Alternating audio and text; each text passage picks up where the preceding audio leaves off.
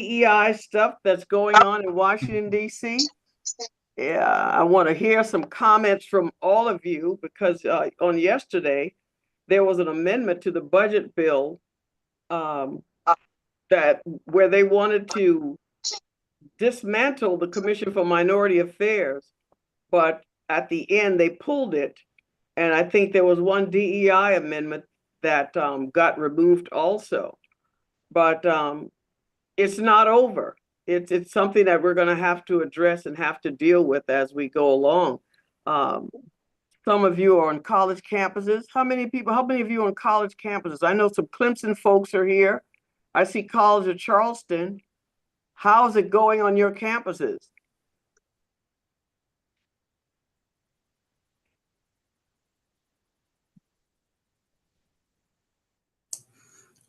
I can't speak to a student perspective. I'm not physically on campus, but I am part of the um, Clemson APITA Commission, and there is definitely some concerns going Okay. around. Um, Yeah. and I've also talked to some other people at Clemson who are working very hard to see what are the impacts of what Sure. has been going on at a federal level. Um, and so, they're doing their best. And I know there's also just some concern about, I guess, the limits of what can and can be done, and trying to, in some cases, maybe preempt Hmm. something that might come down in an attempt to, I think, lessen the blow Sure. if it comes to Sure. that. But um, yeah, overall, it's just a lot of concern and uncertainty. Yeah, we are all concerned. We're going to have to work through it. We're going to have to just work through it. I'm Yes, sure ma'am. the commission here, we're going to have to revise some language. Um, but it's not going to stop our advocacy work or our collaboration um, with folks in the community, our colleges and universities. Um, but we would probably have to. We don't get federal dollars, and I'm glad we don't. Um, but we have some folks on the state level wanting to try some of the same things, so we have to deal with it accordingly. Um, and I know all of the colleges and universities all receive some kind of federal dollars, and that's going to be scary for a lot of people. Um, a lot of programs that we dismantled that has been helping folks adjust uh, to what's going on in this country. So we'll see. We're going to keep our eyes and ears open and do whatever we need to do to keep us as calm and as level-headed as possible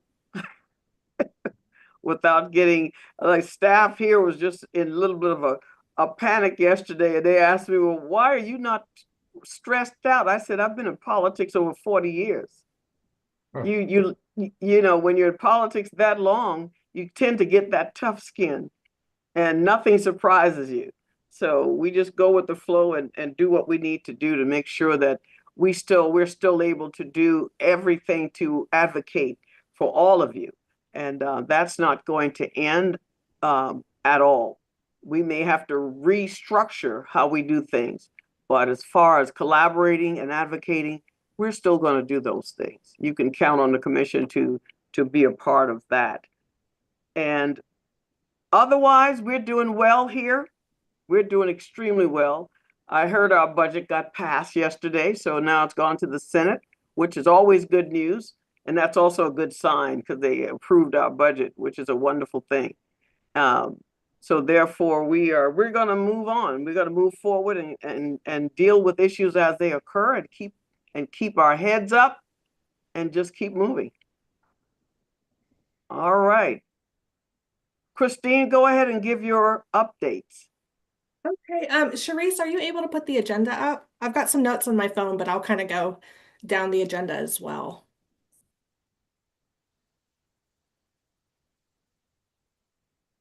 Thank you. So for AAPI division projects, a few things that I will be actively working on, and our division is actively working on. I think I mentioned this at our last meeting that I really would like to focus on language access. That's been one of the biggest barriers. And one of the most requests that I get from people is for translation services. Right now, it's really hard to find for AAPI because there's so many languages, and also finding certified individuals can be difficult as well. So with that, we are going to try to put together a translation service directory as a resource for the community. I know the Hispanic Latino division has a lot of resources around language access. So hopefully we can kind of model some of the things that they're doing because there's no point in reinventing the wheel. But I'm excited for that. I've already got or had a few meetings with multilingual learners that are in a lot of the elementary schools. Multilingual learners used to be like ESL. So they do a lot with language access. I've reached out to some of the charter schools that are required, I think, by their statute to have translation services available as well. So I'm kind of going down those avenues, looking into other states as well that have a larger AAPI population and kind of seeing what they're doing as far as their translation services for those communities. So I'm open to any suggestions that you guys might have as to, um, get that together as quickly as possible so that we have that resource out there for everybody. I think the goal is to have it one, be statewide, have a list of certified translators for as many AAPI languages as we can accommodate, and then also have a list of just community members that maybe aren't certified but are willing to donate their time to families that may need, last second translation either at school or for county services, things like that. So if you guys have any suggestions or you know anyone that would be like to be added to that list, I think if we get it circulating between all of our networks, we can get that directory going pretty well within the next couple months and hopefully have it done within the year. And that'll be something that we can continually add to. With that, and more language access, I've been working in a partnership with the South Carolina Attorney General's office.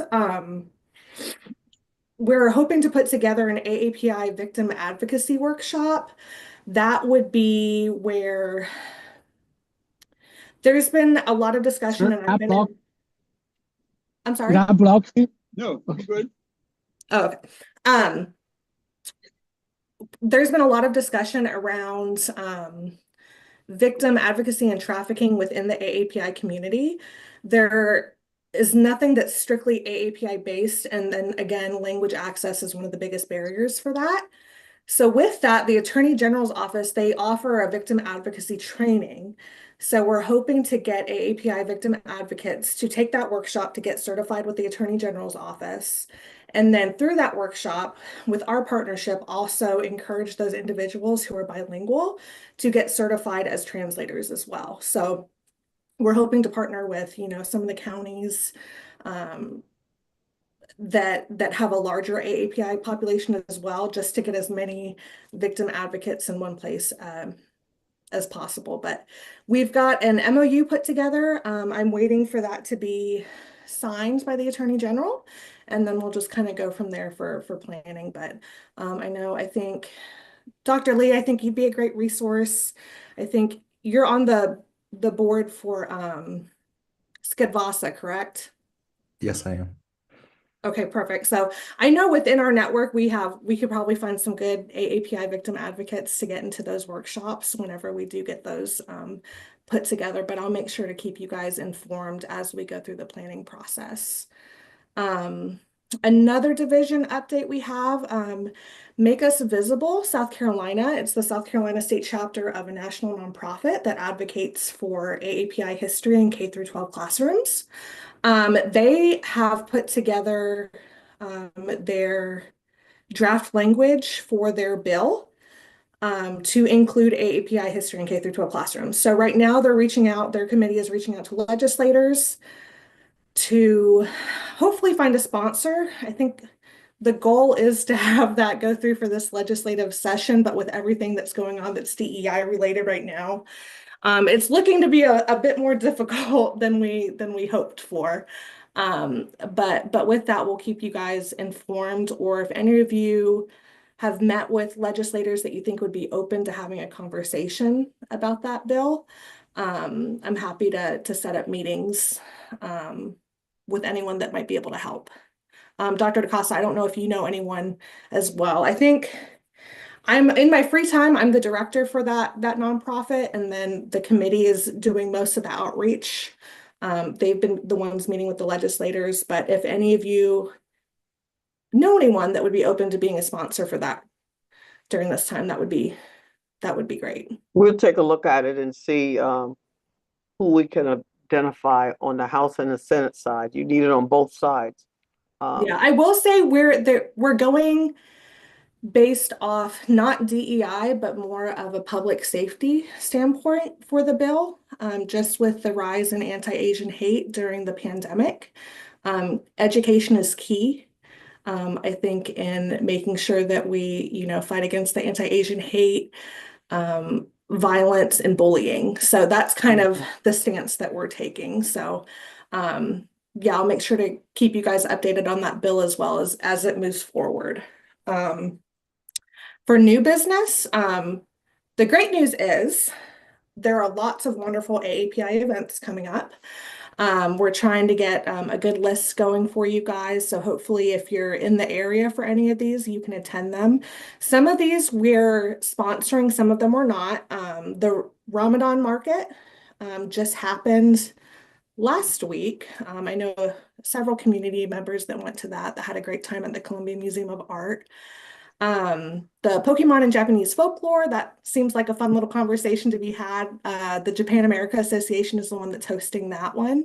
That one's coming up on March 15th at the Greenville Malden Library. The Irmo Cherry Blossom Festival coming up at the end of this month, March 22nd at Irmo Town Park. That is also a Japanese-based festival. They have lots of awesome vendors, street food, lots of local AAPI businesses. So that's definitely a fun one to go and support.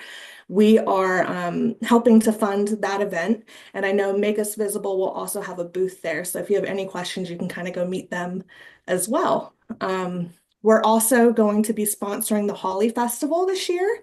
That's put together by the India Association of Greater Charleston. And the Holi Festival is the festival of colors. So they're throwing the colorful chalk, which I think is fun. So it makes for an awesome cultural display. It really gets the community engaged. And they'll have lots of food and vendors there as well. So they just put together the flyer for that one. So I didn't have the details of where that one was taking place, but I'll make sure that Avery sends out all the flyers for these to you guys so that you can kind of keep those on your list of things to attend. We also have a minority author roundtable that's coming up April 19th from 9:30 to 12 p.m. This is an event that CMA is hosting with Charleston County Libraries at the Keith Summy Library in North Charleston. We're focusing on children's authors this year. So we have 4 authors, and then we also have a moderator from a local bookstore, that'll be guiding that roundtable. So they'll do a panel. We're hoping to have a reading with the children's authors as well. So that should be a good time. Tour of Tea is another event that we are sponsoring this year. This one I'm really excited for. They had the first Tour of Tea last year that took place at the Five Points Fountain. Since then, they've grown this event, which I think is wonderful. This is one of the few very inclusive ones. So they highlight several different AAPI countries, teas that are culturally significant to them, as well as pairing those with snacks. This year, they're going to be adding performances, AAPI performances for a few different countries. They're hoping to find someone that can do a traditional tea ceremony as an educational, cultural aspect to add to the programming. And then this year, they're actually making it free. They were able to get some funding from us as well as a few other places as well. So this year it's going to be free to the public, and that's going to be taking place at the Columbia Museum of Art outside Boyd Plaza. So that should be fun. Um, with that, I also don't know if I mentioned, or I know I saw a few of you guys at our December meeting. I am 8 months pregnant. If some of you did not know, so maternity leave is coming up very quickly for me. I know Dr. DaCosta, I just emailed her today. I think not this Friday, but next Friday will probably be my last working day because I'll be giving birth at the end of this month. So in my absence, Avery Wolf, our wonderful administrative assistant, will be the main point of contact for the AAPI division. And then Yvonne Segura, our multicultural director, he'll just be there to help assist if for some reason there's anything Avery needs help with. So really exciting. There's a lot of fun things going on. I'm pretty sure I'll be taking the full 12 weeks of maternity leave, which should put me back hopefully around the end of June. But if you guys need anything in the meantime, please don't hesitate to reach out to Avery or Yvonne, or just our office in general. I know everyone is happy to help. But with all that said, I know that's a lot. Does anyone have any questions about anything that's coming up or any of Christine, the has everyone received a copy of the AAPI statistical profile? Everyone received one? Very good. Okay, I'm gonna say, yeah, we emailed those out, and then a few people that sent me their addresses, I think Sharice mailed Good. those out to those Very people. good. I just want to make sure that everyone had a copy of the document, whether it's digital or a hard copy. Very good. All right, we're going to open the floor and see if we have any comments from committee members. Chris, me, Lin Wang here. Yes. Hello, everyone. Hi. Yeah. And then I think that we have wonderful things planning. And then on the tour of tea, and then there's the one thing that I know, there's a new youth group, Chinese News Association of Columbia. They are locally here that organized by some of the young people, young adults, and then they will be there to perform. Uh, I'm not sure whether it's like dragon dance or they have like a kung fu fan dance, something there. And then this is a new organization, but they have been Oh, very active. So when I is know the that they event? will be there. Yeah. When is it? That's I May think it, 7th, the tour May yeah, tea. 7th. Okay. Mhm. right. Yeah. Yeah, and I know actually Young Wong, she's a Mhm. professor at USC. She was actually the one that connected Angela, the organizer of the event, to the Chinese Association Okay. that's having that performance. So that's Yes, they've been yes. wonderful. I'm super excited. I think they did one other event recently Yeah, that went really well. So we're excited to have them. Very yeah. good. Yeah, I know she is also looking for someone who can perform a traditional tea ceremony, and then I'm sorry, but I couldn't because it's such a sophisticated ceremony, but I couldn't, but I will keep my eyes open to see whether there's some talent there. I know there will be some talent there, and then just need to find them and then try to persuade them to Very be there. good. Yeah, let us know. I know I Excellent. was hoping Mr. Nguyen was going to be here. He used to be the president of the Vietnamese Association. I don't know if anyone from that group might know someone that might be interested, but I know she's reaching out to them as well as the Japan America Association, and then a few of our other community contacts as well that are pretty well connected that hopefully we can find someone. Even one of the professors maybe at one of the colleges that's well versed in tea ceremonies. So she's looking at a few different avenues, but even if she's unable to find a tea ceremony, she's got some great performances lined up. So it'll be good. Dr. Lee, anything going on campus? Not that I can think of. I mean, we have the same anxieties and concerns as everybody else. We've had the same push and pull from well, I know we're being recorded here, but from Upper Admin about NSF funding being threatened and then being reinstated and so on. Um, yeah, the same anxieties as Same everybody things. else Yep. on the call across the state. Well, just stand firm. As they say, this too shall pass.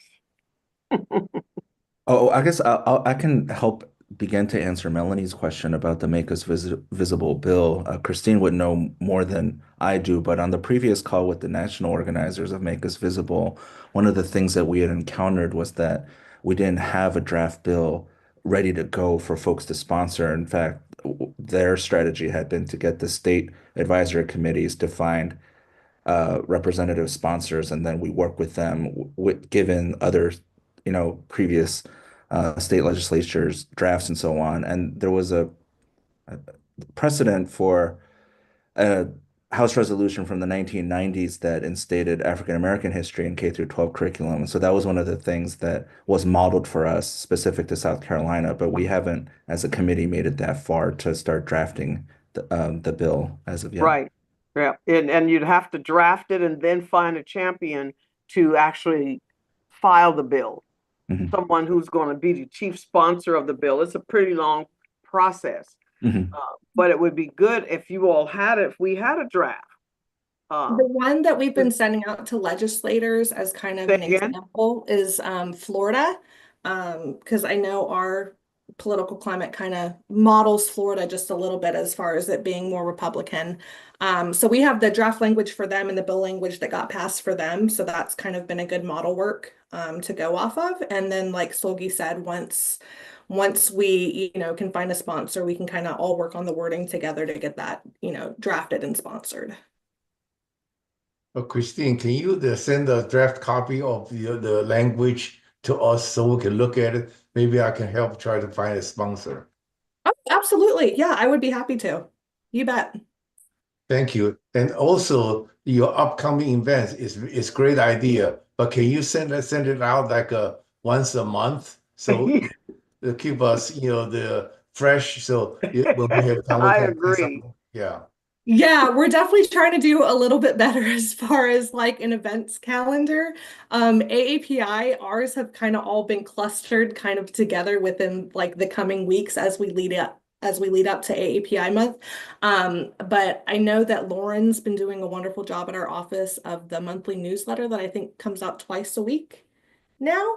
And I'm trying to get better with kind of hounding the different associations putting on the events to make sure that they're getting flyers to us sooner, because obviously that's a lot more eye appealing and it has all the information that you need. So yes, Yes. I will do much better going forward of sending that Yeah. out. I will make sure to send I guess kind of like meeting minutes at the end of our meeting that'll kind of have everything laid out from our agenda as far as upcoming events, flyers, model language for the Make Us Visible bill, and anything like that. So that way, if you guys have questions, it can all be there.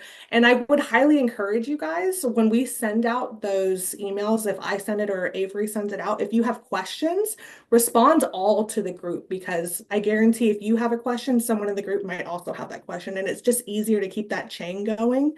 And then it also encourages good engagement between everybody. So that was another thing I really wanted to mention was the list that I have for everyone's contacts seems to be kind of outdated. I still get a few emails that get kicked back. So I think me and Avery need to go through and update our advisory member list for active members, and then make sure that we have all of your emails and phone numbers up to date. That way we can make sure that we're keeping everybody thoroughly informed. And if So you can do a monthly calendar separate from the minutes, I think it would be helpful, because you have a lot of events coming up over the next few months. So that could be a task for Avery to make sure that at the first of the month, a calendar is sent to the advisory committee. That way you can pace yourself for month by month, as opposed to trying to put everything into one email, or wait for our quarterly meeting to get a list of everything that's going on. That could be a monthly task. Yes. Yeah, I think we were looking at doing like a shared calendar, but I think that became difficult because not everyone either had uh Microsoft 360 or Google Calendar. I think we were just finding like the best platform to do that on to where it could be regularly updated and Yep, people could you don't add to it. really just, I would just do a simple calendar, Word document. Oh, okay. Yeah, that works too. Attach, send it in an email attachment. That's easy to view and everything. We don't have to put it on a platform or anything. Oh, speaking of other events, I'm so sorry. I had a few other on my phone that I had notes for. That I did not mention. The Columbia International Festival is coming up Yes, April 5th and 6th. We are big sponsors for that one. This year is they're doing, is it business and education based, Dr. DaCosta? If I I'm correct. believe it is. So they're it's their big, is it their 30th anniversary? They're having a big anniversary. So this year they're doing things a little bit differently. It's the 30th, I believe, because Gina sent something to me I for think the it is the banquet. 30th. Yeah. Confirm. It's a 30th anniversary, and then they will have a cake. They will have a cake. Yes, and Raj on our committee is still the one that's been doing a lot of work with that. I know Gina is kind of slowly transitioning and taking over for him, but we definitely want to go and support him. He does so much for the community, and it has been Yeah, wonderful to all of us here. So if you guys are in the area and have time, go get some good food, enjoy the performances that they have, network with some people. It's one of my favorite events. Um, and then also we are sponsoring this year Moda Crosslinking Business Academy. They're having their 5th annual Asian American and Pacific Islander Business Day celebration. So Vanessa Moda is the one that does all the business proclamations for a bunch of the different heritage months. So she does a lot in the community. And I think I had sent links out to you guys regarding nominations for community members that you can nominate for the awards that they give out. I know I personally went through and nominated a few business owners and community members. So I think that's great that we're trying to spotlight the people that are really doing the work in the community. So I'm excited to sponsor that one this year as well. So I'll make sure to add those two to our list of events as well. Yeah, that's great. The those kind of a listing will give us the idea so we can participate and hmm support them the bast we can. exactly. Absolutely.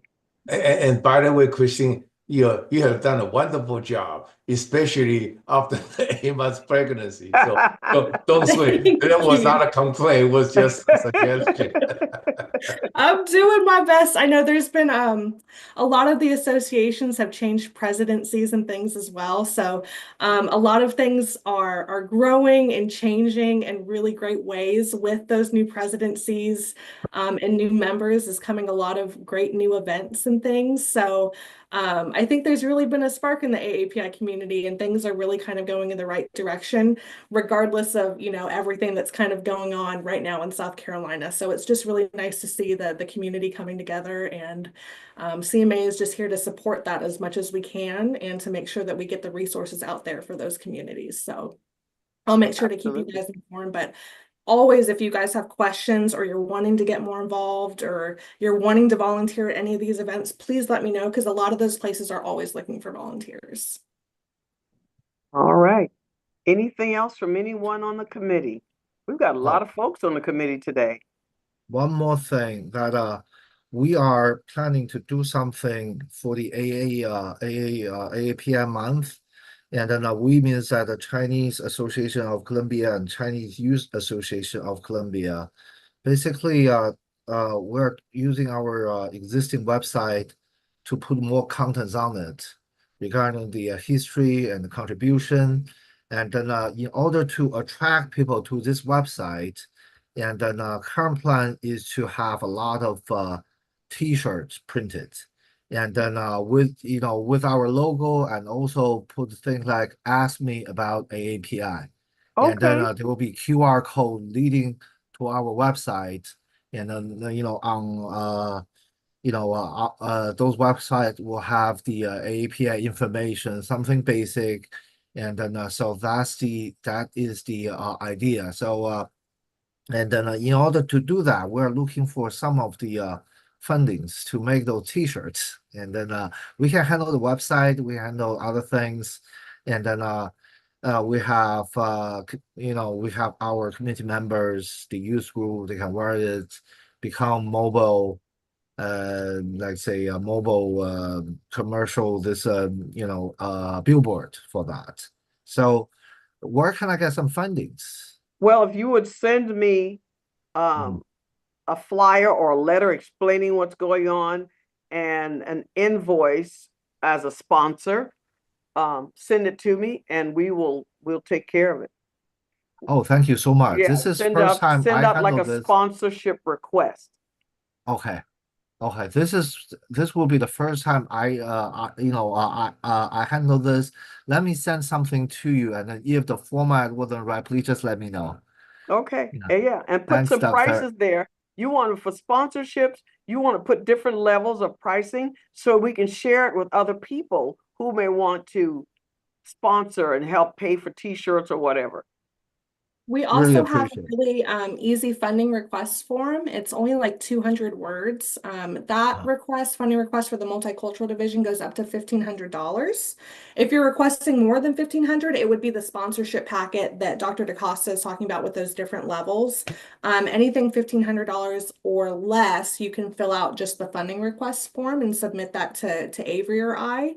And then we go through those and we offer our recommendation for funding to the directors, and then they make the ultimate decision on Oh, that's if okay, those that's get funded great. and for how much. That's a good thing. Okay, Send him the thank you. form and we'll go from there. All right, Absolutely. I'll send that to everybody so that you guys have Yeah. it. really appreciate. Absolutely. We are here to help. And I would like to have my AAPI shirt so that I can wear it too. I'm really excited. I Thank you. haven't been able to partner Got with the Chinese Association yet. Yeah. I'm sorry. I haven't been able to partner with the Chinese Association yet. So it's really exciting that they have like a new youth group coming up. Thank you. Yeah, it'll be really fun to This get is to our see. fault. We didn't reach out. We didn't spend enough effort to reach out. Now we are changing something. Well, good. I'm glad we have you so that you can inform us all. Thank you. Thank you. That's why I'm here for. Very Thanks. good. Really appreciate it, man. All right. Anyone else? And Dr. DaCosta, Yes, sir. you have mentioned that there was a bill to abolish the minority affair, the commission.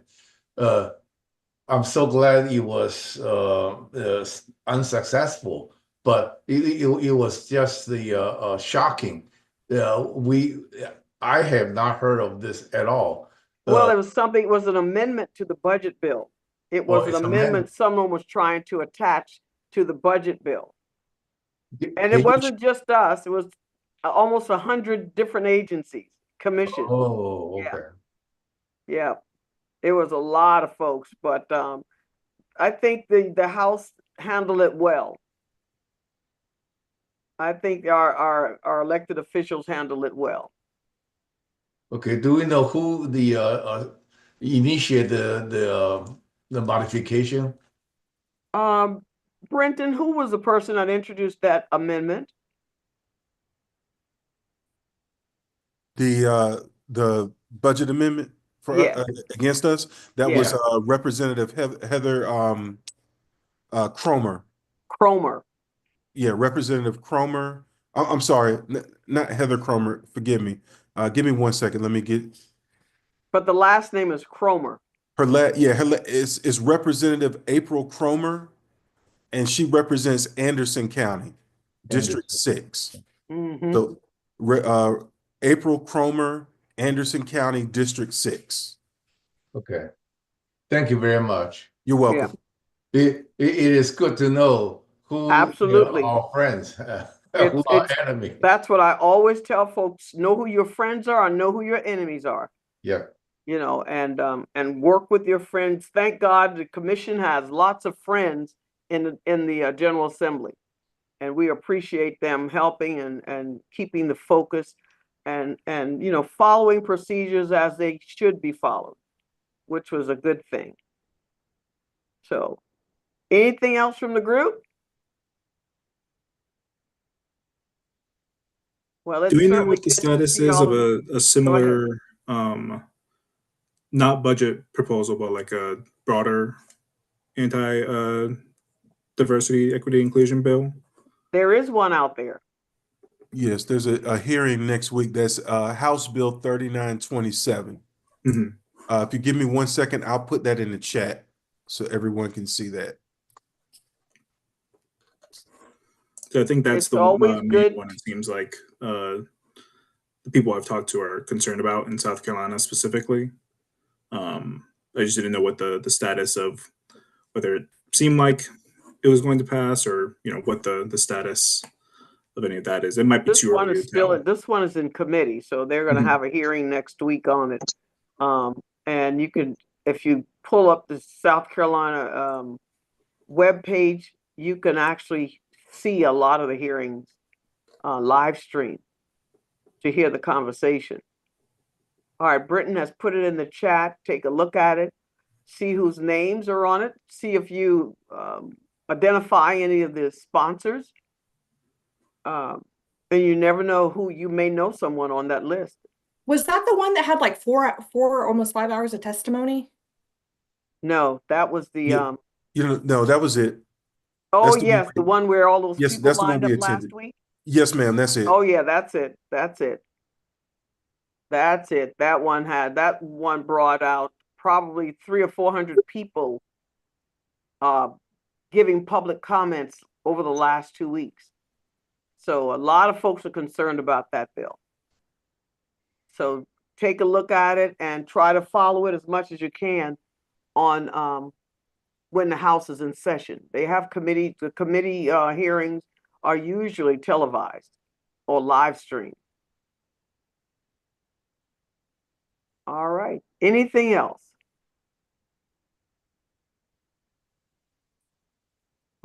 Those testimonies, are those pre-recorded? Yes. Okay, thank you. All committee hearings are recorded. Yeah, if you guys have any legislative questions, Brenton and Dr. DaCosta, they either attend a lot of those or they stay pretty well informed. So if you have any questions, feel free to email Brenton and he can kind of answer any questions that you have. All right.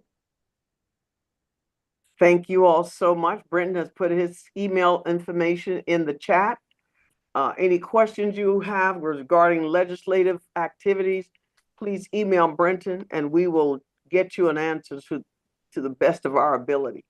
And don't be afraid to share your comments about what's going on. They need to hear from the community and the public on what's going on. Voice your concerns and see what happens. You never know. You just never know. But being silent is not an option. You have to learn to speak out for the things that you support and the things that you are against. And if Well, I appreciate you guys. Huh? I appreciate everybody coming out tonight. And my next email will be updates to you guys, and the one after that will be baby pictures. We're looking forward to that. I can't wait for you guys to meet him. Do we know if it's a boy or girl yet? Another boy. He said him. Mhm. He said him. I'll have my hands full. Dr. DaCosta knows she's got sons. Yeah, I do. All right. Well, thank you all for being on the call. We will talk to you in another 3 or so months. But in the meantime, if you need us for anything, please reach out to us and we will do our best to address your concerns. Thank All you. right. Thank you. Bye, Keep up the guys. good Have a work. great Thank you. Thank you. Bye, Bye-bye. everybody. Have a good night. Good night.